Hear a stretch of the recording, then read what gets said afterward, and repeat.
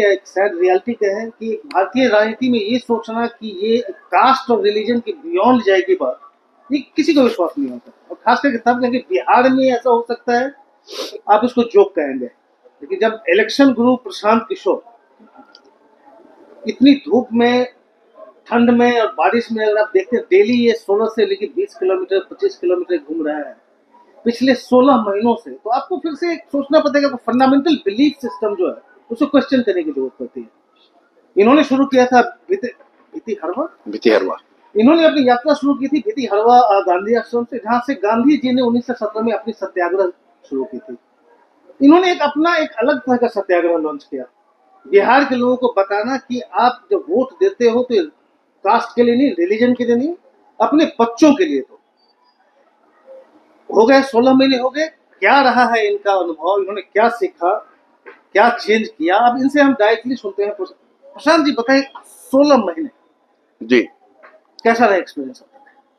अच्छा है, जो सोचकर आए थे उससे बेहतर है। जितनी कठिनाइयों का अंदाजा यात्रा शुरू करने से पहले था, इस अभियान को शुरू करने से पहले था, उसके मुकाबले मुझे ऐसा लग रहा है कि उससे बेहतर परिणाम देखने को मुझे अभी तक मिले हैं। लेकिन having said so, I would still call it an hypothesis which is being tested.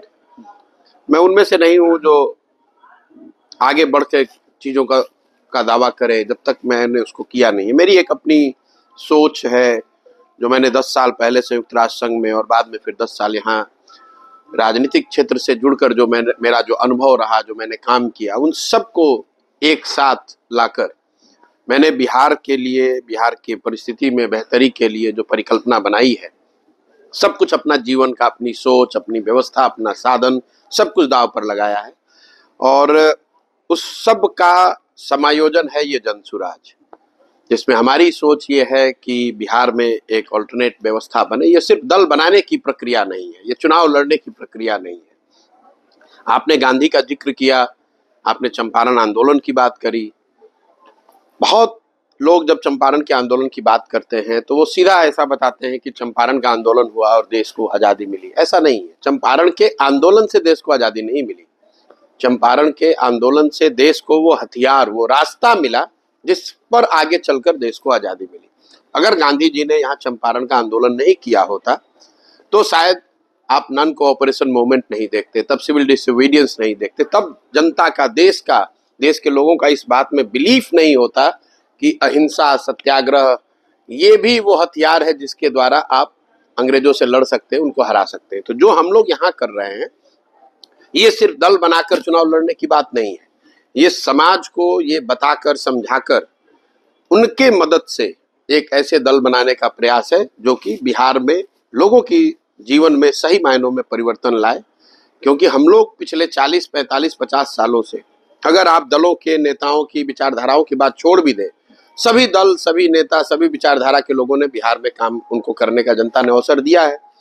Bihar के लोगों ने जातियों पर वोट किया, बिहार के लोगों ने धर्म पर वोट किया, बिहार के लोगों ने विचारधारा पर वोट किया, नेताओं का चेहरा देखकर वोट किया। सब कुछ करने के बाद भी आज बिहार देश का सबसे गरीब, पिछड़ा, सबसे ज्यादा भुखमरी और बेरोजगारी वाला राज्य है। आज भी करोड़ों बिहार के बच्चे अपने परिवार के भरण पोषण के लिए बिहार को छोड़कर, अपने परिवार को छोड़कर बाहर जाने के लिए मजबूर है। तो कहीं न कहीं बिहार को, हम सबको, जो हम लोग बिहार के लोग हैं, हमें ये सोचने की जरूरत है कि जिस रास्ते पर हम लोग चलकर आए हैं अभी तक, उस रास्ते से तो हमारी स्थिति नहीं सुधरेगी। सिर्फ ये कह देने मात्र से कि यहाँ भ्रष्टाचार है। आप तो खुद पत्रकार हैं, देश के स्तर पर बड़े पत्रकार हैं, आपको मालूम है कोई ऐसा देश का हिस्सा नहीं है जहाँ भ्रष्टाचार नहीं है। सिर्फ ये कह देना कि बिहार इसलिए पिछड़ा है कि यहाँ जातियां हैं, तो भाई जाति तो हर राज्य में है। कुछ ऐसा यूनिक है, कुछ ऐसा अलग है जिसको समझने की जरूरत है, और उसी को समझाने का हम लोग प्रयास कर रहे हैं, जिसको मैं एक शब्द में कहता हूँ, राजनीतिक बंधुआ मजदूरी।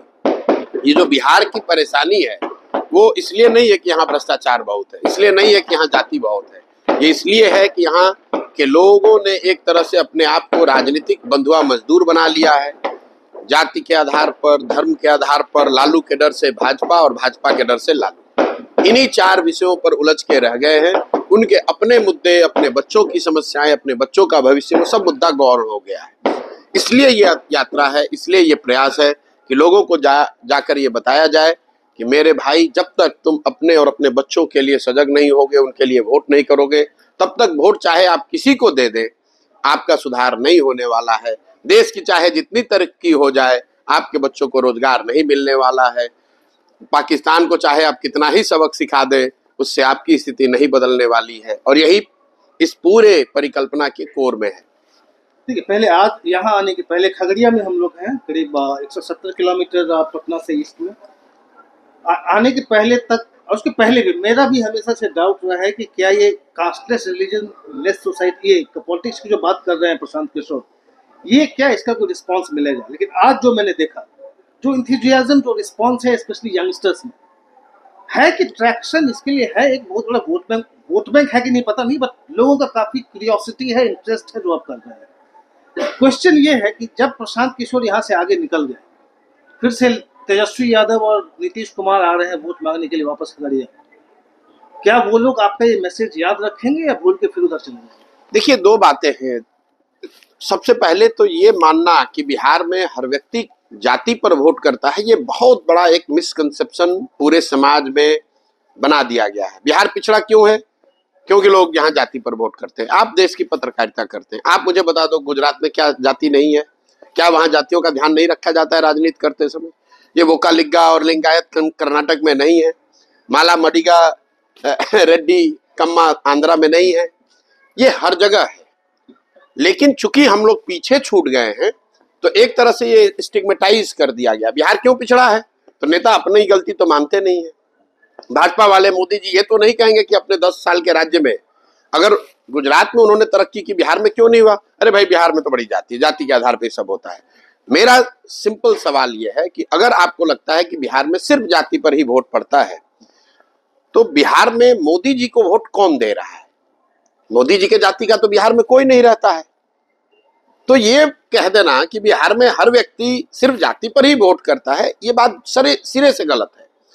आप मुसलमान समाज को देख लीजिए, बिहार में करीब 18-19% मुसलमान रहते हैं। वो पिछले 30-35 बरस से राजनीतिक बंधुआ मजदूर बनकर लालू जी को भाजपा के डर से वोट कर रहे हैं।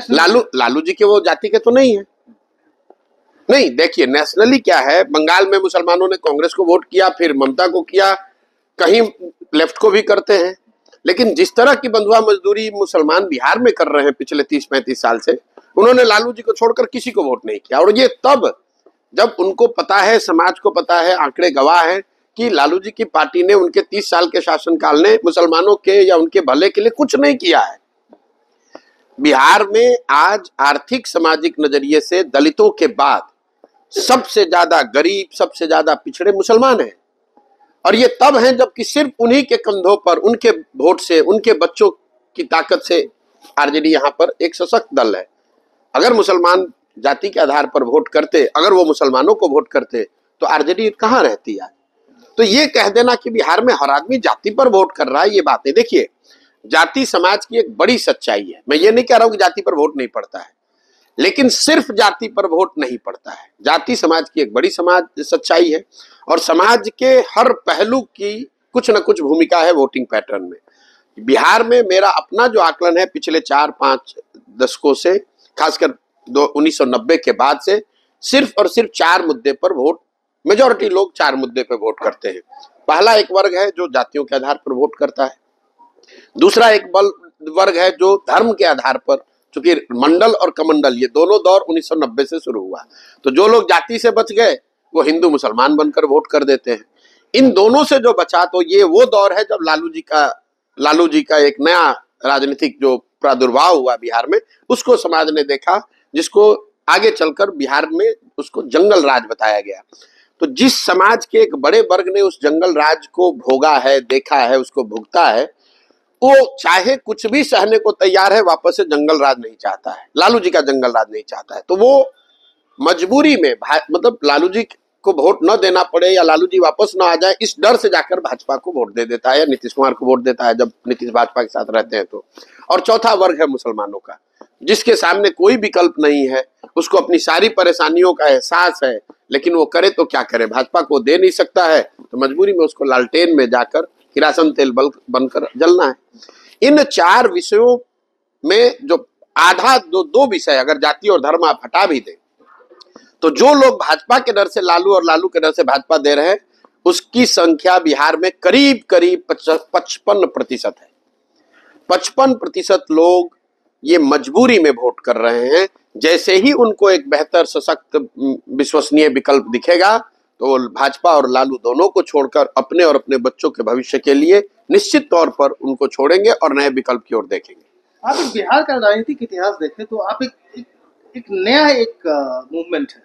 कभी भी हिस्ट्री में बिहार में किसी इंडिविजुअल ने कोई मूवमेंट लॉन्च नहीं किया। जयप्रकाश नारायण की भी कहें अगर, स्टूडेंट्स मूवमेंट था, उनको इनवाइट किया गया था लीड करने के लिए, फिर नेशनली हुआ।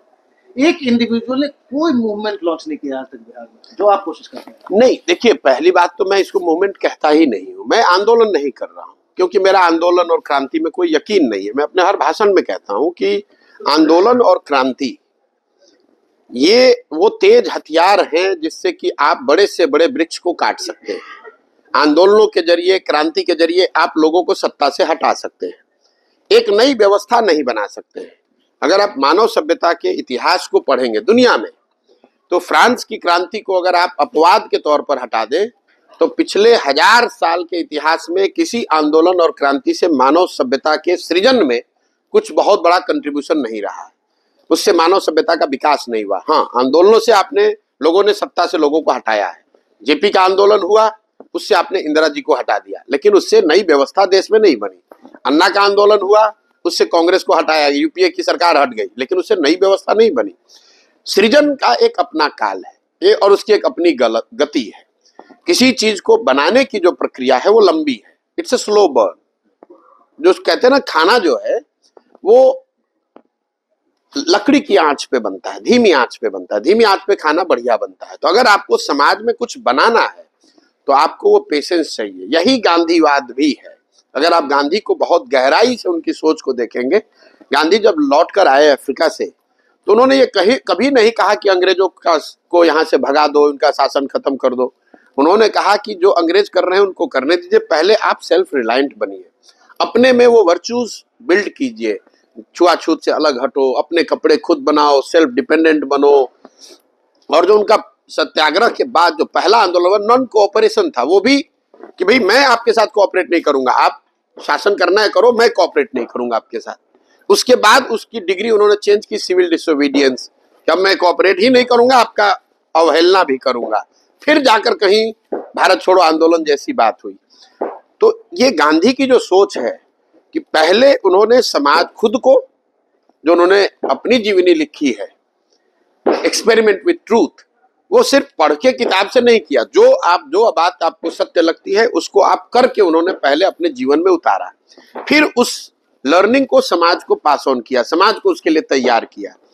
तो मैं यहाँ जो कर रहा हूँ कि जो मैंने 20 साल सीखा समझा है उसको मैं समाज में उतारने की कोशिश कर रहा हूँ। समाज ये समझे, और अगर समाज समझ लेगा उसके बाद बाकी सारी चीजें गौण हो जाएंगी। जाति, दल, समीकरण, नेता सब गौण है। जो आप इंथुजियाज्म की बात कर रहे हैं वो क्यों है? उसमें तो सारे जाति के लोग आ रहे हैं। हमारे पास तो यहाँ कोई दल नहीं है, संगठन नहीं है, हम लोगों को मोबिलाइज नहीं कर रहे हैं। लोग क्यों आ रहे हैं? क्योंकि सही मायनों में उनकी जिंदगी जो है यहाँ पर त्रासद है। आप मुझे बताइए, आप किसी जाति के हैं, कौन नहीं चाहता है कि उसका बच्चा अच्छी जिंदगी बिताए? कौन नहीं चाहता है कि उसका जवान लड़का घर छोड़कर न जाए? कौन महिला नहीं चाहेगी कि उसका पति उसके साथ में रहे?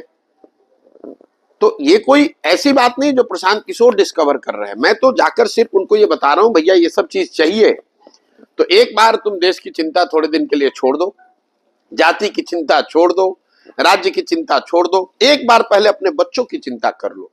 एक बार तुम अपने बच्चों की चिंता कर लोगे, अगर आपके बच्चे पढ़ लेंगे, आपके बच्चे को रोजगार मिल जाएगा, तो उसकी आपकी जिंदगी भी सुधरेगी। और जब आपके बच्चे मजबूत होंगे, आपके बच्चे रोजगार पाएंगे, तो उससे आप मजबूत होंगे, समाज मजबूत होगा, और जब बिहार मजबूत होगा तो उससे देश भी मजबूत होगा। अगर पूरा बिहार, कई लोग कहते हैं देश को मजबूत करने के लिए वोट दो, मैं रोज सामने से कह रहा हूं क्यों दो भाई? अगर 13 करोड़ बिहार के लोग गरीब और अनपढ़ रहेंगे तो उससे तो देश कमजोर होता है। अगर बिहार में प्रति व्यक्ति आय 35,000 है और देश में प्रति व्यक्ति आय 1,35,000 है, तो हम लोग तो देश को भी नीचे खींच रहे हैं। अगर बिहार में प्रति व्यक्ति आय 2 लाख रुपए हो जाए तो उससे देश को भी फायदा है, देश को भी मजबूती है। इसलिए मैं लोगों को कह रहा हूं कि भाई तुम पहले अपनी चिंता करो, अपने बच्चों की चिंता करो। तुम्हारे बच्चे जब पढ़ लिख जाएंगे, जब उनको रोजगार मिल जाएगा, तो अपने आप समाज की, राज्य की और देश की चिंता अपने आप हो जाएगी। मैं आपके साथ भीड़ में चलते चलते मैं कुछ लोगों से बात कर रहा हूँ, उसमें बड़ा इंटरेस्टिंग एक आदमी ने कहा कि मैंने कहा ये अचानक तुम्हारे लिए क्या कर लेंगे, ऐसा क्या है तुम चल रहे हो। कहा कि उन्होंने प्रधानमंत्री बनाए हैं, कई मुख्यमंत्री बनाए हैं, तो यहाँ भी सब कुछ चेंज कर सकते हैं। मेरा क्वेश्चन ये है कि आप अच्छे भले आप prime minister, chief minister, top leaders के साथ घूमते थे, गुड लाइफ, ग्रेट करियर, अचानक आपको क्या हो गया कि आपने कहा कि नहीं अब छोड़ के मुझे गांव में इस तरह की जिंदगी है। किस मोमेंट पे आपने डिसाइड किया, कैसे? नहीं देखिए, कोई ऐसा मोमेंट वाली बात नहीं है। कई लोगों को लगता है, जैसा आप भी कह रहे हैं, कि मैं जो पहले काम करता था और आज काम कर रहा हूं इसमें बहुत अलग है, ये बहुत उलट। ऐसी बात नहीं है। पहली बात, मैं क्यों आया हूं बिहार में, जो बिहार की परिस्थिति है, मेरे बिहार की राजनीति में मेरी कोई दिलचस्पी नहीं रही है। मैं तो 15 में यहाँ आया था। चुनाव अभी जीतेंगे हारेंगे वो तो बात की बात है, 15 में तो हम लोग चुनाव जीते हुए थे महागठबंधन में। उसकी पूरी योजना, उसका घोषणा पत्र, उसकी प्रायोरिटी, सरकार का गठन, क्या काम करना है, सब कुछ में मेरी बहुत भारी मेरी भागीदारी थी। लेकिन उससे तो बिहार नहीं सुधरा, 7 निश्चय से तो बिहार नहीं सुधरा, महागठबंधन से बिहार नहीं सुधरा, बिहार विकास मिशन मैंने बनवाया उससे तो बिहार नहीं सुधरा। तो कहीं ना कहीं और बेहतर प्रयास करने की जरूरत है। और मुझे ऐसा लगता है कि बिहार जैसे राज्य में जहां ज्यादातर नेताओं ने, दलों ने जिस राज्य को एक तरह से न सुधरने वाला मानकर छोड़ दिया है, इस राज्य को सुधारने की जिम्मेवारी सिर्फ और सिर्फ बिहार के बच्चों की है। अगर हम लोग बिहार के होने के नाते हम लोग अपना राज्य नहीं सुधारेंगे तो दूसरे लोग तो यही कहेंगे, अरे भाई ये तो ऐसा ही राज्य सुधर नहीं सकता है। तो मुझे ऐसा लगा कि अगर मेरे जैसे व्यक्ति की हिम्मत नहीं पड़ेगी तो बिहार में किसकी हिम्मत पड़ेगी। जहां तक काम का सवाल है, तो काम तो मैं यही कर रहा था। पहले दलों को, नेताओं को बता रहा था किस तरह से अपने संगठन को बेहतर बनाओ, किस तरह साथ में आओ, कौन से मुद्दे पर चुनाव लड़ो, कैसे उस मुद्दे को लेकर घर घर जाओ, कैसे जनता को कन्विंस करो। सिर्फ मैंने उसका कैनवस बड़ा कर दिया है, जिसकी वजह से पत्रकारों को लग रहा है कि ये कोई बहुत बड़ा आमूलचूल परिवर्तन आ गया। पहले मैं दलों को, नेताओं को बता रहा था, अब मैं वही बात जनता को बता रहा हूं कि भाई तुम इस बात पर वोट करो। पहले मैं वो अपना जो वोट है इस तरह से अब संगठित हो, अपने बीच से लोगों को निकालो और उनकी मदद मैं करने को तैयार हूं। मैं ये नहीं कह रहा हूं कि मैं पार्टी बनाऊंगा और तुम आओ उसमें शामिल हो। मैं कह रहा हूं आप पार्टी बनाओ, मैं आपकी मदद करता हूं। चुनाव हारने के डर से घर पे मत बैठो, साधन पैसा नहीं है उसके लिए घर पे मत बैठो, ये जाति का जो बोगी खड़ा किया गया उसके डर से घर पे मत बैठो। अगर तुम में जज्बा है, सोच है, बिहार के लिए आप कुछ करना चाहते हो तो आप आओ, इस व्यवस्था से जुड़ो, हम आपकी मदद करेंगे। एक दूसरे की मदद करके हम लोग चुनाव भी जीतेंगे और एक नई व्यवस्था भी बना पाएंगे। आपका जनता से बात करने का थोड़ा स्टाइल थोड़ा अलग रहता है। बाकी लोग आते हैं, बाकी नेता वोट मांगते हैं, हमें वोट दीजिए, आप उनको डांटते हो, तुम ये करते हो, तुम इसलिए वोट देते हो, इसलिए देते हो, सुधरो। ये क्या इम्पैक्ट इसका? नहीं देखिए, मैं उन लोगों में से नहीं हूं, जितना आप मुझे जानते हैं, कि किसी एक दिन सुबह उठे और इमोशनल होकर आकर ये निर्णय ले लिया कि अब बिहार में ये काम करना है। अगर मैं यहाँ आया हूं तो समाज को हर पहलू से समझने का, जो भी भगवान ने शक्ति बुद्धि दी है, हर पहलू से समझने का प्रयास किया है। और वो सब समझने बूझने के बाद जो मैंने यहाँ पर कम्युनिकेशन अपना बनाया है कि मुझे बात क्या कहनी है, ये सब सोचने समझने के बाद बनाया है। और बात मुझे ये कहनी है कि भाई मैं आकर, जैसा आप कह रहे हैं, मैं ठीक कह रहे हैं कि मैं आके ये नहीं कहता हूँ आप जनता जनार्दन हैं, हमको आशीर्वाद दीजिए, हमको वोट दीजिए, मैं आप जीत के आऊंगा तो मैं आपका ये काम कर दूंगा। क्योंकि ये सारी बात तो जनता पिछले 60 वर्ष से सुन ही रही है। उसने इंदिरा गांधी से सुना, हम लोगों ने राजीव गांधी से सुना, हम लोगों ने समाजवादियों से सुना, हम लोगों ने लालू नीतीश से सुना, और पिछले 10 साल से मोदी जी से भी सुन रहे हैं। बिहार की स्थिति तो नहीं बदली, बिहार के बच्चों का पलायन तो नहीं रुका, हम लोग की गरीबी, एक पायदान भी हम लोग 28 से बढ़ के 27 भी नहीं हुए। तो कहीं ना कहीं एक नए प्रयास, एक नए संवाद और एक नए विश्वास की जरूरत है। और इसीलिए ये कहा जा रहा है। और ये मैं बात क्यों कह पा रहा हूं, ये बात मैं इसलिए कह पा रहा हूं कि मैं इनका अपना हूं। आप अपने घर में अपने माँ बाप को थोड़े कड़े शब्द में भी बोल सकते हैं, माँ बाप अपने बच्चों को डांट सकते हैं, क्योंकि उनको मालूम है एक दूसरे को कि नहीं ये हमारा हितैषी है। तो बिहार के लोग ये समझ रहे हैं कि ये लड़का आकर बोल रहा है लेकिन ये हमारा अपना है। मैं ये बात जाकर आंध्र में नहीं कह सकता हूँ, इस भाषा का इस्तेमाल मैं बंगाल में नहीं कर सकता हूँ, बिहार में कर रहा हूँ, क्योंकि ये मेरे अपने हैं और मैं उनको बता रहा हूँ कि तुम नींद से जगो, ये जाति और धर्म के नशे से बाहर निकलो, तभी तुम्हारे बच्चों का भला होगा। दूसरी बात, मैं जो कह रहा हूं ये सत्य है। तो सुनने के बाद लोगों को बात तो बहुत कड़वी लगती है, लेकिन सुनने के बाद लोग ये कहते हैं जब निकलते हैं सुनने के बाद कि नहीं बात तो ठीक ही कह रहे हैं, गलती तो हो ही रही है। तो मैं उसको पहले जो आदमी एक तरह से सोया हुआ है उसको मैं हिलाकर ही तो उठाऊंगा। एक बार जब वो उठ जाएगा, सजग हो जाएगा, तो फिर वो अपनी चिंता खुद कर पाएगा।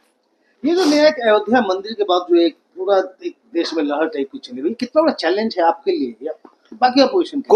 कोई चैलेंज नहीं है, हम लोग के लिए तो सब चैलेंज है, क्योंकि पिछले 30 साल से बिहार के लोगों के नसों में मंडल का नशा, जाति का नशा, धर्म का नशा, कमंडल का नशा, ये तो उनके नसों में डाला ही जा रहा है। लेकिन मैं ये कड़वी बात कह के उसके नस से वो खून निकाल रहा हूँ, जो गंदा घुसा दिया गया है उसको निकालने का प्रयास कर रहा हूँ। और इसका कोई असर मुझे कम से कम इस अभियान के दौरान नहीं दिखा। किसी ने नहीं कहा कि मैं तो रोज बोल रहा हूं, मैं तो ये सामने से कह रहा हूं कि भाई तुमने वोट दिया है मंदिर बनाने के लिए, तो मंदिर तो बन गया, अब एक बार वोट अपने बच्चों के रोजगार के लिए दे दो ताकि तुम्हारे बच्चों को रोजगार भी मिल जाए। मैं ये कहाँ कह रहा हूं कि मंदिर बने कि न बने, मैं ये कह रहा हूं कि भाई तुमने पिछले 20 साल में मंदिर के नाम पे वोट दिया, तो मंदिर तो बन गया, अब तुम अपने बच्चों के रोजगार के लिए वोट दे दो। एक बार तुमने मंडल के नाम पर, जाति के नाम पर वोट दिया, तुम्हारे बच्चों को आरक्षण मिल गया, लेकिन उससे तो आपकी उसका जीवन नहीं सुधरा। तो अब एक बार अपने बच्चों के रोजगार के लिए, उसके पढ़ाई के लिए, अपने खेती के में आमदनी हो, इसके लिए वोट दे दो, तो जैसे मंदिर बना, जैसे मंडल लागू हुआ, वैसे तुम्हारे बच्चों को रोजगार भी मिल जाएगा। ये तो सिंपल कॉमन सेंस की बात है जो मैं लोगों को बता रहा हूँ।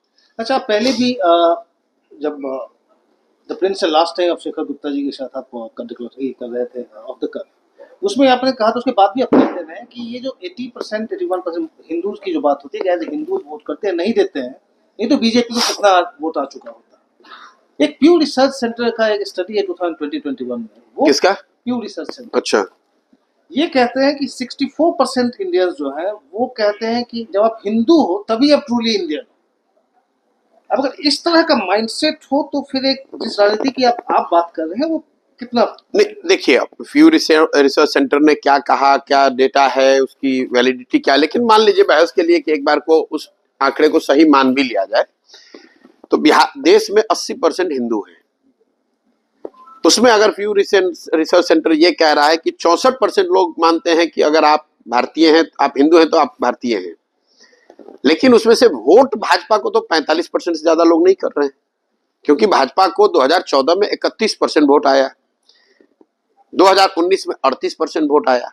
तो अगर 80% हिंदुओं के रहने के बावजूद भाजपा को सिर्फ 31% वोट आया, तो इसका मतलब है कि करीब करीब 40% हिंदुओं ने भाजपा को वोट किया 2014 में, और करीब करीब 47% हिंदुओं ने वोट किया उनको 2019 में।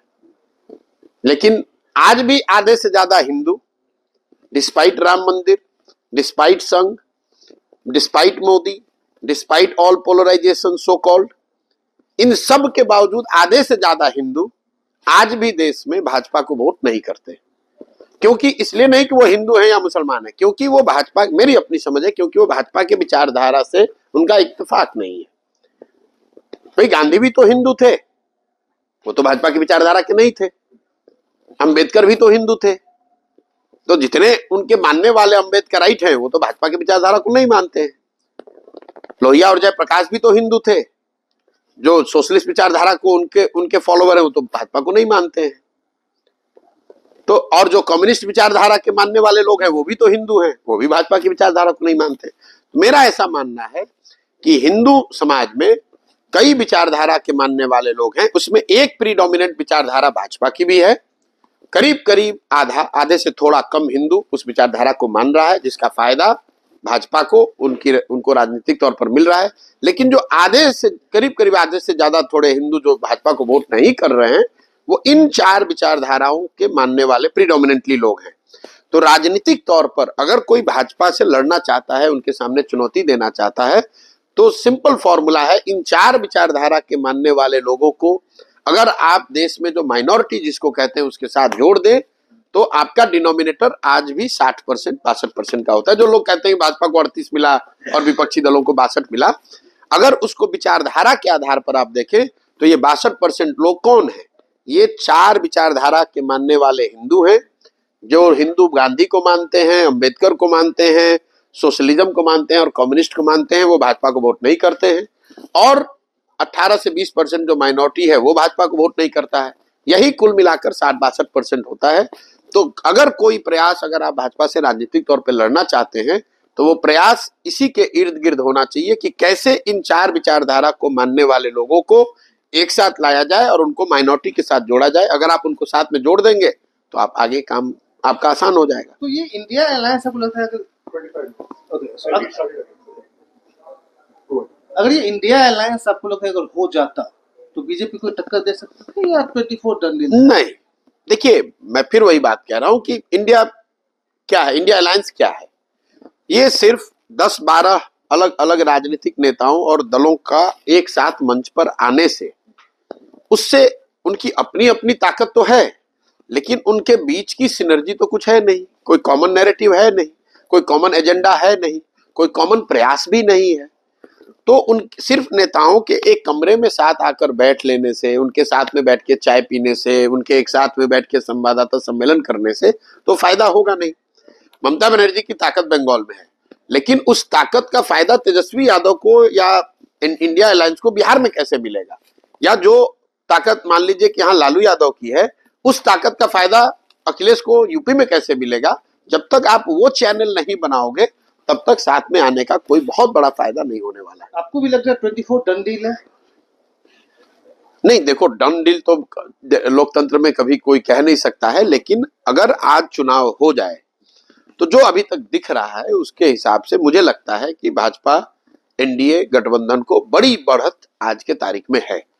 डन डील तो आप खुद पत्रकार हैं, किसको पता है 2 महीनों में क्या हो जाए, कोई जानता नहीं। लेकिन अगर आज चुनाव हो तो भाजपा एनडीए को बहुत बड़ी बढ़त देश के स्तर पर दिख रही है। ये 38% जो भाजपा को मिलती है उसमें आपको क्या लगता है मोदी का कितना है और भाजपा का कितना है? कि अगर पीएम मोदी आगे नहीं हो, 29 हो 34 हो, तब भाजपा कितना सिंक करेगी या नहीं? देखिए ये डेल्टा एकदम फिक्स करना कि मोदी न हो तो कितना वोट कम हो जाएगा, ये तो बहुत मुश्किल का देख रही है कि पोस्ट मोदी शायद इनका कुछ हो जो नहीं। ये तो देखिए जितने ये मतलब लेजी ऑपोजिशन वाले, मैं कहूंगा जितने लीडर हैं बैठे हुए सोए हुए हैं कि अच्छा मोदी को तो नहीं हरा पाया, मोदी के बाद देखेंगे, इसका कोई मायने नहीं है। जहां तक आपने कहा कि मतलब भाजपा मोदी अगर न रहे तो कितना वोट मिलेगा, मुझे लगता है कि भाजपा की जो पूरी जो उनको 38-40% वोट अभी मिल रहा है वो इसलिए मिल रहा है कि उन्होंने एक 4 स्तरीय, मैंने पहले भी बताया है, 4 स्तरीय उनका सपोर्ट बेस है। एक तो एक विचारधारा आधारित हिंदुत्व का वोट है। दूसरा, मोदी जी ने उसमें जो नया लीवर जोड़ा राष्ट्रवाद का, न्यू राष्ट्रवाद, भारत विश्व गुरु, भारत की विश्व में प्रतिष्ठा। तीसरा, लाभार्थी, वेलफेयर को डायरेक्ट बेनिफिशियरी से जोड़ना और ये कहना कि भाई ये चीज मोदी जी की वजह से मिल रही है। शौचालय पहले भी बनते थे, अब शौचालय मोदी जी बनवा रहे हैं। लोगों को अनाज पहले भी मिलता था, अब अनाज मोदी जी उनको दे रहे हैं। बिजली पहले भी आती थी, अब बिजली मोदी जी दे रहे हैं। बैंक अकाउंट पहले भी लोग खोलते थे, अब बैंक अकाउंट मोदी जी खोल रहे हैं। और चौथा, जो उनका इलेक्टोरल और फिनेंशियल मसल पावर है ग्राउंड पे, इन चारों चीजों को अगर आप जोड़ दें तो हिंदुत्व, राष्ट्रवाद, लाभार्थी और राजनीतिक आर्थिक उनकी जो ताकत है, और इन चारों चीज को बाइंड कौन करता है, वो है मोदी, ब्रांड मोदी। इसलिए मोदी जी का बहुत महत्व है। जो हिंदुत्व के विचारधारा को मानने वाला है उसको लगता है कि मोदी जी ने हमें वो ताकत, वो प्रतिष्ठा दी, जिसमें वो अपॉर्चुनिटी दी कि हम as a Hindu I feel emboldened. जो राष्ट्रवाद की वजह से वोट दे रहा है वो भी मोदी को कह रहा है कि ये मोदी आए तब पहली बार राष्ट्रवाद की बात इतने बड़े स्तर पे शुरू हुई। लाभार्थी जो है वो कह रहा है भाई सरकारें तो पहले भी थी, लेकिन मोदी जी आए तो डायरेक्ट हमारा अकाउंट खुला, इसमें पैसा आ रहा है। और जो राजनीतिक व्यवस्था की बात है वो लोग भी बताते हैं, उनको लगता है कि भाई मोदी हैं तो भाजपा बड़ी मजबूती से लड़ती है, उनके पास ज्यादा साधन है, व्यवस्था है, वाजपेयी जी इतने मतलब हर चुनाव में इतनी मेहनत इतनी ताकत नहीं करते थे वाजपेयी आडवाणी के एरा में।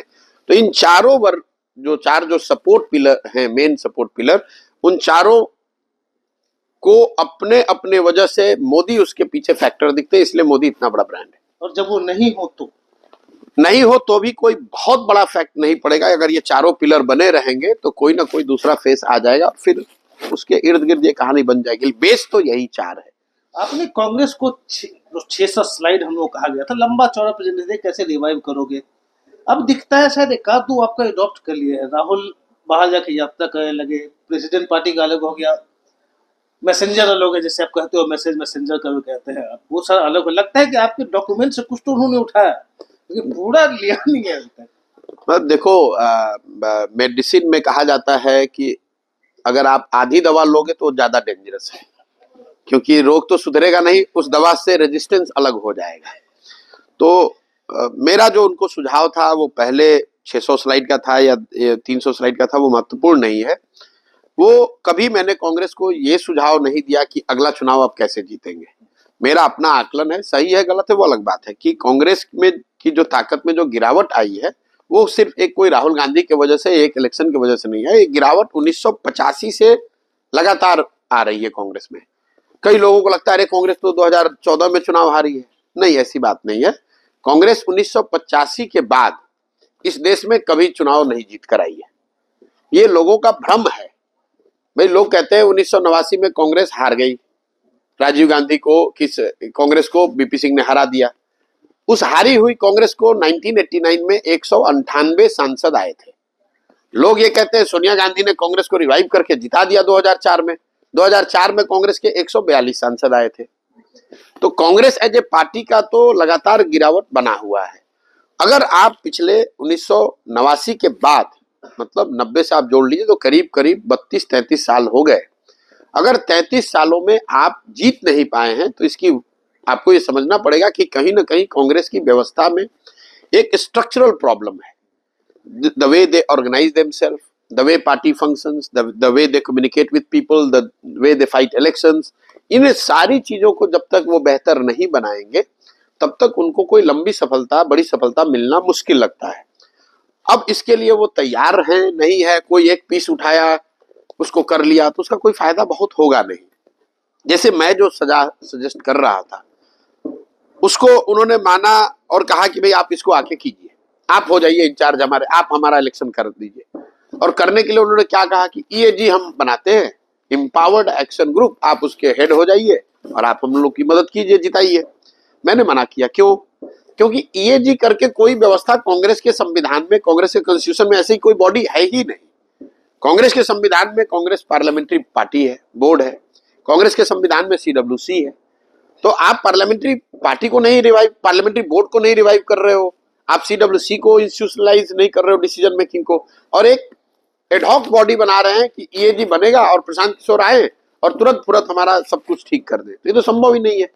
और आपके दर्शकों को ध्यान दिला दूं कि ईएजी तो बना, हम नहीं गए, लेकिन कांग्रेस ने ईएजी बनाया। 8 सदस्य वो कमेटी बनी हुई है।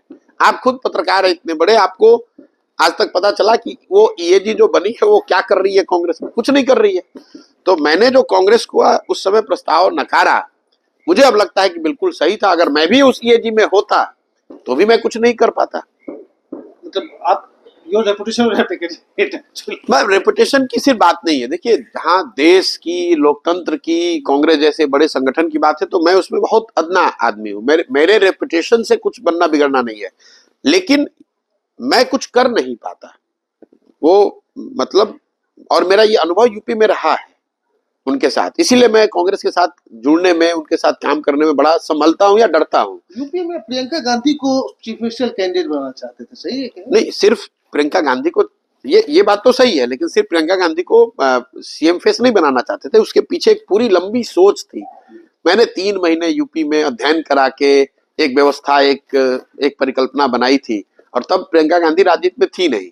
तो एक मेरे दिमाग में वो सोच थी कि किस तरह से उनको लाया जाए, किस भूमिका में लाया जाए, किस तरह से जनता के बीच में ले जाया जाए। और तब मेरा वो आकलन ये भी था कि समाजवादी पार्टी, जो उस समय मेरा बाद में आगे चल के सही साबित हुआ, कि समाजवादी पार्टी में आई कुड सी कि there was a serious discontent between the father and son. तो और बसपा एक तरह से अब डिक्लाइन में जा रही थी, तो मुझे ऐसा लगा कि उस समय कि अगर वो सब नीचे ग्रास रूट से समझ बूझ के ये बनाया कि अगर इनको लेकर आएंगे और कांग्रेस के साथ हम लोग संघर्ष करें, आगे बढ़े, तो एक बड़ी अपॉर्चुनिटी वहां थी और उस पे कांग्रेस की सहमति भी बनी। अगर आप देखो, पहला जो कैंपेन लॉन्च हुआ उसका स्लोगन था 27 साल यूपी बेहाल। 27 साल में कौन कौन भाजपा यूपी को रूल किया था उससे पहले? भाजपा, बसपा और सपा। तो इस पर तो कांग्रेस लीडरशिप की सहमति थी कि भाई जब कांग्रेस का राज खत्म हुआ उसके बाद से यूपी की हालत खराब है। लेकिन जैसे ही उस कैंपेन को 3-4 महीने किया गया और नीचे से थोड़ी कांग्रेस को गर्माहट, थोड़ा अच्छा फील होने लगा कि अरे तो कांग्रेस रिवाइव हो रही है, तो जो होता है कि दे immediately jumped and got into alliance Sapa के साथ। और उस समय सपा चूंकि जमीन पर थी तो उनको लगा ये तो कांग्रेस रिवाइव हो जाएगी तो हम लोग को बड़ा नुकसान हो जाएगा।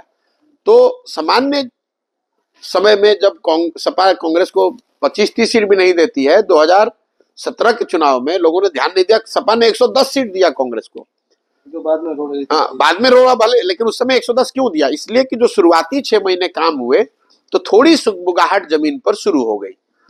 कांग्रेस को उस समय अब मेहनत करने के बजाय इनको लगा कि अब सुगबुगाहट हो गई, जब सपा वाले 110 दे ही रहे तो इनके साथ लड़के जीत ले बिना मेहनत किए हुए। और फिर उन्होंने प्रियंका का लॉन्च, मतलब उससे उस बात से एग्री नहीं कि उससे पीछे हट गए। अब हम लोग के जैसे लोगों की मुसीबत ये थी कि अब चुनाव के 3 महीने पहले अगर आप बैक ट्रैक कर जाएंगे तो हमारे पास ये विकल्प नहीं था कि मैं छोड़कर निकल जाऊं। ये 2 बार आप यूपी में आपने इतनी मेहनत की, यहाँ आपने इनको एक रिवाइवल प्लान दिया पूरी पार्टी को। कॉपीराइट पेटेंट की तो हम बात ही नहीं कर रहे, अब वो इम्प्लीमेंट करी हुई है, आपको कोई क्रेडिट भी नहीं मिल रहा है। मुझे मैं ये काम क्रेडिट के लिए नहीं करता हूँ। अगर मेरा ये मानना, देखिए सिर्फ आइडिया देने से कुछ नहीं हो सकता है, वो आइडिया को जमीन पर उतारने के लिए, एग्जीक्यूट करने के लिए जो ईमानदारी, जो प्रयास, जिस प्रयास की जरूरत है वो महत्वपूर्ण है। कोई कहे भाई बिहार के गांव गांव में आप घूमिए और घूमकर लोगों को जगाइए, तो आइडिया ठीक है, लेकिन उसको करने की व्यवस्था, उसको करने की जो दृढ़, करने के पीछे जो दृढ़ संकल्प की जरूरत है उसकी भी तो जरूरत है। तो मैंने उनको आइडिया दे दिया, कोई कॉपीराइट नहीं है, उनको क्या, पूरे देश के सामने वो आइडिया है, जिसको मन है वो कॉपी पेस्ट करके उसको कर ले, लेकिन करना तो आपको पड़ेगा, मैं तो सिर्फ सलाह दे सकता हूँ। तो अगर आपको करने नहीं आता है तो सिर्फ आइडिया लेकर आप क्या करेंगे? आप लाइब्रेरी में चले जाइए, सारे किताब वहां लाइब्रेरी में है, लेकिन अगर आप उसी लाइब्रेरी में पढ़ने वाला कोई व्यक्ति 90% भी नंबर लाता है, उसी लाइब्रेरी में बैठने वाला आदमी कोई फेल भी करता है, तो सिर्फ किताब होने से आप थोड़ी ज्ञानी हो जाइए। किताब को पढ़ना पड़ेगा, पढ़कर उसको समझना पड़ेगा, और समझकर फिर जब परीक्षा है तो लिखना पड़ेगा। अच्छा, हमें कहा जाता है कांग्रेस के नेताओं द्वारा प्रियंका गांधी आपकी एज ए पोल स्ट्रेटेजी बहुत बड़ी फैन रही है। नहीं, ये देखिए, फैन तो कोई नहीं होता है, फैन क्या होगा, वो लोग बहुत बड़े लोग हैं, हम लोग साधारण लोग हैं। हमारी क्या विसात है कि प्रियंका गांधी हमारी फैन होंगी? हम लोग बहुत साधारण परिवार से आते हैं। मैंने ये पहले घटना भी बताई है, जब मेरे पिताजी यहाँ पर बक्सर में चीफ मेडिकल अफसर थे, तब राजीव गांधी, मतलब प्रियंका जी के फादर, प्राइम मिनिस्टर थे, और तब 1989 में राजीव गांधी आए थे वहां प्रचार करने कांग्रेस का। तो मैं 7वें-8वें क्लास में पढ़ता था, तो हम लोग की इतनी इच्छा थी कि भाई प्रधानमंत्री कैसे होते हैं देखने जाने के लिए। तो इतनी सिक्योरिटी उस समय थी, प्राइम मिनिस्टर की होती ही है, तो आप नजदीक से तो जाके देख नहीं सकते थे। चूंकि मेरे पिताजी वहाँ चीफ मेडिकल अफसर थे, तो हम लोग एम्बुलेंस में बैठ के गए थे, क्योंकि एम्बुलेंस को अलाउ होता था कि वो स्टेज के नजदीक पहुंच सकती है गाड़ी मेडिकल नीड के हिसाब से। तो हम लोग एम्बुलेंस में बैठकर देख रहे हैं कि ये प्रधानमंत्री, इस तरह से लोग आते हैं, ये इस तरह दिखते हैं, इस तरह से ये लोग आते जाते हैं। उस स्थिति से उठकर मैं जहां पर हूं, मैं ये कभी नहीं कहूंगा कि वो उनके बच्चे हमारे फैन हैं। हम बराबरी पर, हाँ ये जरूर है कि मैं बैठ के बात करता हूँ तो बराबरी पर ही करता हूँ, मतलब मैं बराबरी बात करता हूँ। मैं कभी किसी के सबसर्विएंट होकर मैंने काम किया नहीं है और आगे करूंगा भी नहीं। वो उनको भी मालूम है, वो बराबरी का, उनको अगर रिस्पेक्ट वो दे रहे हैं तो मैं भी उतना रिस्पेक्ट उनको देता हूँ। लेकिन मेरे मन में कभी इस तरह की गलतफहमी नहीं रहती है कि मैं बहुत बड़ा आदमी हूँ। मुझे मालूम है कि मैं साधारण परिवार से आता हूँ और मुझे अपनी जगह बनाने के लिए उतनी ज्यादा मेहनत और करनी पड़ेगी दूसरे के मुकाबले, तभी मेरी जगह बन पाएगी। आप अपने परिवार की बात की, थोड़ा इसके बारे में मुझे बताइए, मतलब कैसे आपको आइडिया है कि पोल कंसल्टेंसी में घुसेंगे? नहीं, कोई बिल्कुल गलत बात है कि मेरे को कोई आइडिया या कि मैं ये पोल कंसल्टेंसी करके तो कोई चीज ही नहीं होती है, भारत में तो कभी रही नहीं है। हम लोग तो अपना पढ़ाई लिखाई करके नौकरी करना और अपना जीवन व्यवस्थित तरीके से चलाना, उसी फील्ड में रहे हैं। अब संजोग से मुलाकात उसी परिप्रेक्ष्य में मोदी जी से हुई, गुजरात में कुपोषण पर काम करने के संदर्भ में बात हुई और आए भी वही काम करने छोड़कर। अब साथ में रहते रहते एक नियति भी चीज है, ऊपर वाला, हम लोग तो क्या निमित्त मात्र हैं। अगर आपके ऊपर लिखा हुआ है भगवान ने कि ये इस रास्ते पे चलना है तो वही हो जाता है। आए थे तो काम वही करने और धीरे धीरे इस लाइन में आ गए। और ऐसा मैं नहीं कह सकता हूँ कि हमने कोई सोचा था या मेरी कोई ऐसी बड़ी सोच थी कि मैं राजनीति में कुछ कर सकता हूँ, ऐसा नहीं है। ये तो समय है, धारा में बस समय के साथ चले हैं, जो होता गया वो करते गए। और अभी अब जब आप पीछे देखते हैं कि अच्छा 10 साल में आपने कुछ बड़ा अच्छा कर लिया है, ऐसी बात नहीं है कि उस 10 साल पहले अगर आप मेरे से पूछते तो मुझे थोड़ी जानकारी होती, मुझे कोई जानकारी। मैं बस आपसे बस लास्ट 2-3 क्वेश्चन जन स्वराज अभियान के बारे में पूछूंगा। उसके पहले एक लास्ट नेशनल पर्सपेक्टिव में क्वेश्चन, 24 के बाद अब इंडियन पॉलिटिक्स को किस तरफ जाता हुआ देख रहे हैं? अपोजिशन पूरे स्प्लिट है, पार्टी जे विरोध हो रहा है उनका बेस, कांग्रेस स्ट्रेंथन नहीं हो रही है, किस तरफ जा रहा है? अब डिपेंड करता है कि फाइनल नंबर्स क्या आते हैं। लेकिन अगर कांग्रेस अपने 2019 के परफॉर्मेंस में कुछ मटेरियल डिफरेंस कांग्रेस के स्थिति में नहीं आएगी, गुड और बैड, तो स्टेटस को मुझे लगता है कि अभी कुछ और समय तक के लिए बना रहेगा। लेकिन अगर मटेरियल डिफरेंस उसमें आ जाए, जैसे 50-55 सीट घट के 20-25 हो जाए, 30 हो जाए, या फिर वो बढ़ के 75-80-100 हो जाए, तो आपको कुछ हलचल दिख सकती है। लेकिन अगर unless Congress reaches close to 100 और क्लोज टू 25-30, स्टेटस को मोर और लेस बना रहेगा कम से कम 1-2 साल तक, क्योंकि वो व्यवस्था ऐसी है कि उसको कोई शेक करने के लिए अभी तैयार नहीं है। राहुल गांधी उसके सर्वे सर्वा हैं और जैसे वो चाहेंगे कम से कम नियर टर्म में पार्टी वैसे ही चलेगी, अनलेस की कोई ऐसी घटना हो जाए जो हम लोग के मतलब फोर्से हम लोग को देख नहीं पा रहे हैं। मुझे नहीं लग रहा है कि कोई बहुत बड़ा शेकआउट कांग्रेस में इमीडिएटली रिजल्ट के बाद होगा, unless that result is dramatically different than what it was in 2019। 25-30 में आ जाएगी कांग्रेस तो क्या होगा? तो मुश्किल होगी, तो मुश्किल हो सकती है ऑलरेडी। मतलब अगर 25-30 पर आ जाए तो क्वेश्चन नहीं, कांग्रेस पार्टी या उस विचारधारा के लिए एग्जिस्टेंशियल क्वेश्चन नहीं है, लेकिन उसकी जो लीडरशिप है उसके लिए तो जरूर आ जाएगी। अगर आप 15 साल के बाद 2014 में हारे, चलिए एक शौक लोगों ने बर्दाश्त कर लिया, 19 में हारे बर्दाश्त कर लिया, अब अगर 2024 में भी आप उससे भी नीचे चले जाते हैं, मटेरियली नीचे चले जाते हैं, तो निश्चित तौर पर कहीं ना कहीं आत्मचिंतन भी होगा और उस चिंतन से कुछ उथल पुथल की स्थिति भी बन सकती है। तो प्रशांत किशोर बिहार में लोग देख रहे हैं थर्ड ऑल्टरनेटिव के रूप में, नेशनल थर्ड ऑल्टरनेटिव कौन है? मुझे नहीं मालूम है नेशनल, मैं तो बिहार को समझ रहा हूँ और मैं जो काम करता हूँ, मेरा अपना स्वभाव है, जो करता हूँ बस उसी में लगा रहता हूँ। मैं बंगाल में जब काम कर रहा था तो देश दुनिया की चिंता किए बगैर हम 2 साल बंगाल में हमने काम किया। मेरा अपना मानना है कि बिहार, अभी मेरी जो समझ है, मेरी जो कुछ भी भगवान ने मुझे शक्ति बुद्धि साधन व्यवस्था दिया है, इस सब पर सबसे पहला हक बिहार और बिहार के बच्चों का है। मुझे बिहार को सुधारने के लिए प्रयास करना चाहिए, चाहे इसमें 2 बरस लगे, 4 बरस लगे। जब मैं लोगों को कह रहा हूं कि तुम देश की चिंता छोड़ो, अपने बच्चों की चिंता करो, तो ये बात मेरे पे भी लागू होती है। देश में क्या हो रहा है, अमेरिका में क्या हो रहा है, भैया जो हो रहा है होने दो, पहले मुझे बिहार की स्थिति सुधारने पर फोकस करना चाहिए, क्योंकि दूसरे जगह सारे परेशानी के बाद भी हम लोग से उनकी स्थिति बहुत अच्छी है। गुजरात का कोई बच्चा आके बिहार में तो मजदूरी नहीं कर रहा है, कर्नाटक में स्थिति खराब है, अच्छी है, लेकिन कर्नाटक का कोई बच्चा आके तो बिहार में नौकरी नहीं ढूंढ रहा है। हम लोग के बच्चे जाकर गुजरात में, कर्नाटक में, तमिलनाडु में मजदूरी कर रहे हैं। तो मुझे लगता है कि मेरी या कोई भी वो व्यक्ति, बिहार का हर वो व्यक्ति जो बिहार के भविष्य के लिए चिंतित है, अपने बच्चों के लिए बेहतरी चाहता है, अभी एक बार 2, 4, 5 साल के लिए हम लोग पूरा देश दुनिया छोड़कर हम लोग को ध्यान देना चाहिए कि अपनी स्थिति को कैसे बेहतर बनाएं। देखिए, वर्ल्ड वॉर 2 के समय अगर आप वर्ल्ड हिस्ट्री को पढ़ेंगे तो बहुत ज्यादा अमेरिका पे दबाव था कि भाई आप भी युद्ध में शामिल हो जाइए, लेकिन अमेरिकन ने क्या किया, नहीं भाई हमें अपनी स्थिति मजबूत करनी, हम क्यों वर्ल्ड वॉर 2 में घुस जाएं जबरदस्ती का। जब स्थिति आई, जब अमेरिका इतना मजबूत हो गया या बन पाया, तब उन्होंने मदद की और जीत के भी आए और वर्ल्ड की लीडरशिप भी उनको मिली। तो आपको ये प्रायोरिटाइज करना है कि आपकी समझ की, आपकी ताकत की, आपके प्रयास की जरूरत सबसे ज्यादा कहाँ है, देश के स्तर पर है या बिहार के स्तर पर। मुझे ऐसा लगता है कि बिहार के होने के नाते मेरी सबसे बड़ी जिम्मेवारी ये है कि बिहार की स्थिति को सुधारा जाए। बाकी जो लोग देश के लिए जिम्मेवार हैं, देश की चिंता कर रहे हैं, हम तो कोई देश के नेता हैं नहीं। देश के नेता तो कांग्रेस के लोग हैं, इंडिया के लोग हैं, भाजपा के लोग हैं, तो ये उनकी जिम्मेवारी है कि इसको देश के स्तर पर प्रयास करें। मेरी जिम्मेवारी है कि मैं बिहार में हूँ, इस परिकल्पना को लेकर आया हूँ, बिहार को सुधारने के लिए जो कुछ बन पड़े वो करूँ। पर ये अगर बाकी रीजनल पार्टीज को देखें तो उसमें किसमें पोटेंशियल है थर्ड ऑल्टरनेटिव का? आप हो, टीएमसी हो? नहीं, रीजनल पार्टी तो कोई अपने आप में देश के स्तर पर, इसीलिए तो रीजनल पार्टी की उसमें पोटेंशियल तो भाई जो भी आगे 10 साल के लिए मेहनत करेगा, उस तरह के प्रयास करेगा, उसमें पोटेंशियल हो सकता है। लेकिन देश में पिछले 100-150 साल के इतिहास को आप देखेंगे तो नेशनल स्तर पे राजनीतिक ताकत बनाना इतना आसान नहीं जितना लोग समझते हैं।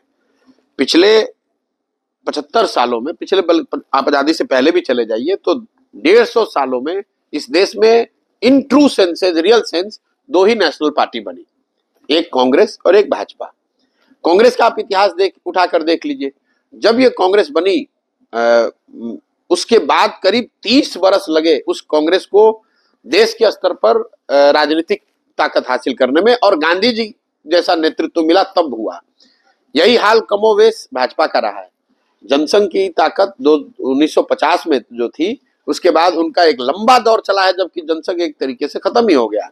फिर से उस विचारधारा के लोगों ने अपने आप को पुनर्जीवित किया जब 1980 में भाजपा के तौर पर जनसंघ का प्रादुर्भाव हुआ, और 1980 के बाद करीब करीब 12-13 साल उनको देश स्तर पर, हर स्तर पर मेहनत करनी पड़ी, तब जाकर उनको देश के स्तर पर वो पहचान, वो जगह मिली। जबकि वो देश तो ऐसा नहीं है कि आप आज दल बनाइएगा और पूरे देश में जाकर कल उसके बड़े राजनीतिक ताकत बन जाइएगा।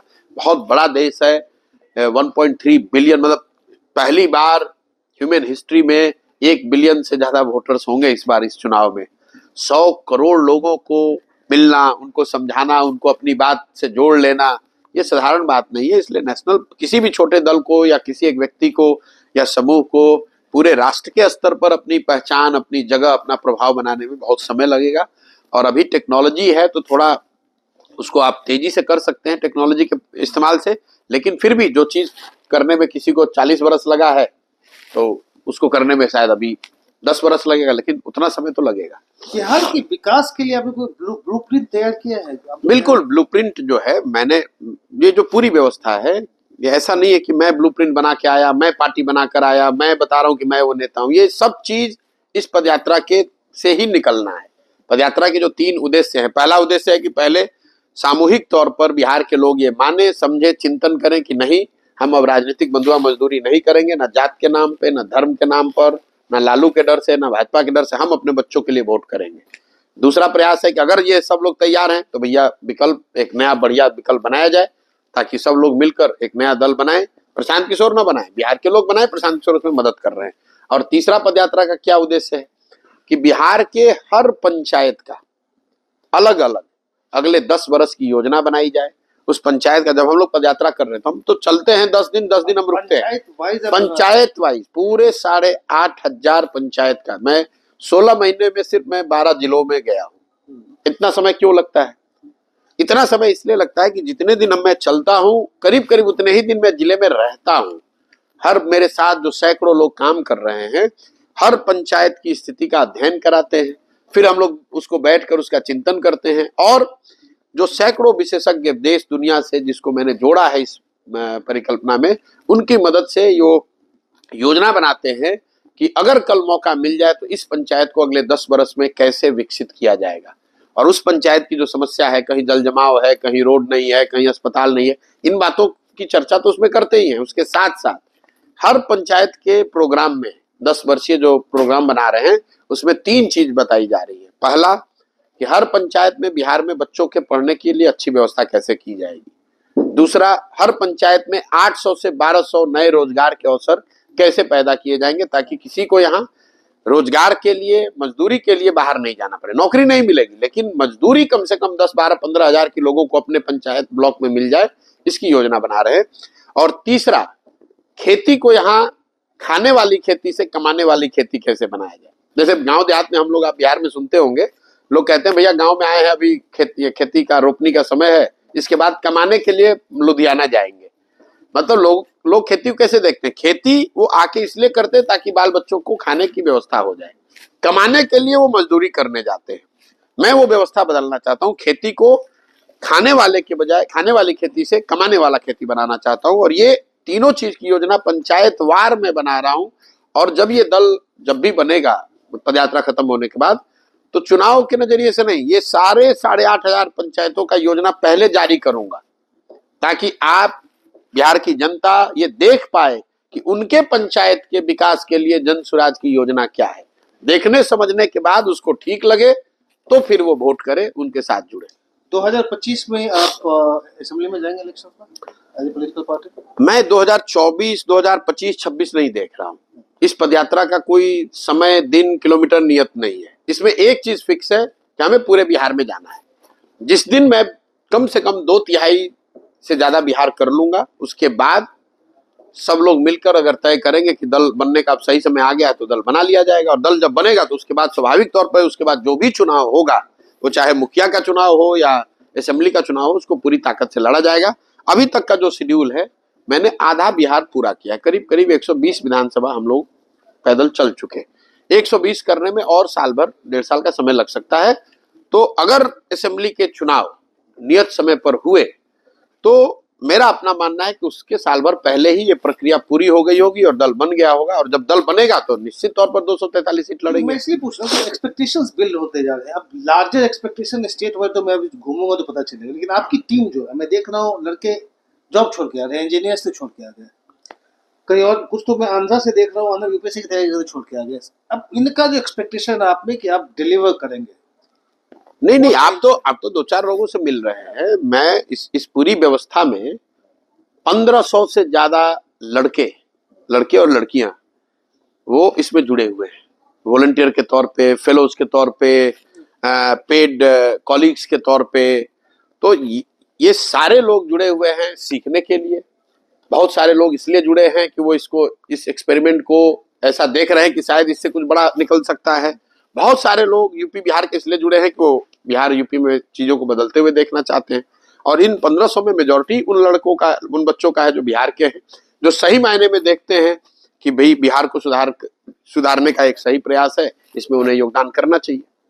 सही, thank you very much for talking to us. Thank you very much. Thank you. खत्म कर लें भैया।